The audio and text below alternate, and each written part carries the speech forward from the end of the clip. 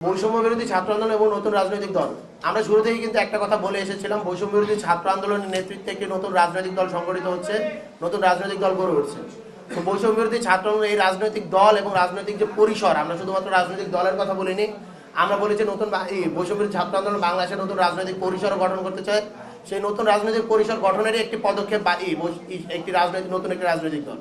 বৈষম্য বিরোধী ছাত্র আন্দোলন তার নিজের জায়গায় অব্যাহত থাকবে, তারা তাদের কার্যক্রম পরিচালনা করবে এবং বাংলাদেশের রাজনৈতিক পরিসর কিভাবে গঠন করা যায়, জুলাইয়ের যে আকাঙ্ক্ষা রয়েছে, জুলাইয়ের যে স্পিরিট রয়েছে, সেটিকে ধারণ করে কিভাবে যেই শহীদদের রক্তের উপর রক্ত মারিয়ে আজকে আমরা যে নতুন বাংলাদেশ পেয়েছি, সেই আকাঙ্ক্ষাকে আমরা বাস্তবায়ন করতে পারি। তাদের প্রতি আমরা যে প্রতিজ্ঞা রেখেছিলাম, তাদের প্রতি যে আমরা কমিটমেন্ট দিয়েছিলাম, এক দফায় 3 তারিখে শহীদ মিনার থেকে যে ঘোষণা এসেছিল ফ্যাসিবাদী ব্যবস্থার বিলোপ ও নতুন রাজনৈতিক বন্দোবস্ত, সেই নতুন রাজনৈতিক বন্দোবস্ত বিনির্মাণে এই বৈষম্য বিরোধী ছাত্র আন্দোলন কাজ করে যাবে।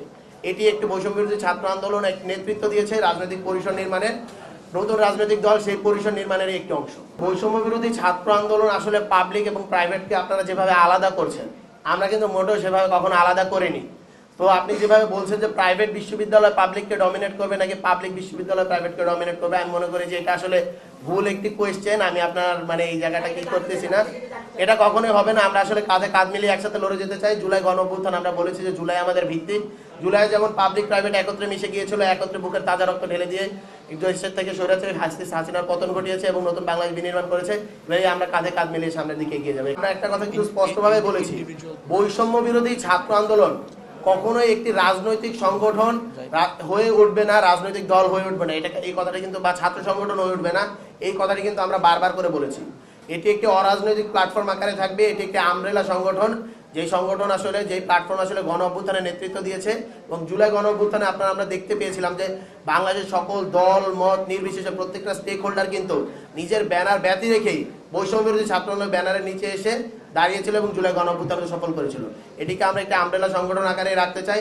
তাই যেহেতু এটি একটি অরাজনৈতিক সংগঠন, তাই নীতিগত জায়গা থেকে বৈষম্য ছাত্র আন্দোলন কমিটি দেওয়াতে বেসরকারি বিশ্ববিদ্যালয়ে কোনো প্রকার বাধা নেই। দেখুন, আমরা স্পষ্ট করে শুরুতে বলেছিলাম যে বৈষম্য ছাত্র আন্দোলন আসলে রাজনৈতিক পরিসর নির্মাণে কাজ করবে। রাজনৈতিক পরিসর নির্মাণ, রাজনৈতিক দল, ছাত্র সংগঠন সহ বিভিন্ন রাজনৈতিক কার্যক্রম এখানের ভিতরে হতে পারে।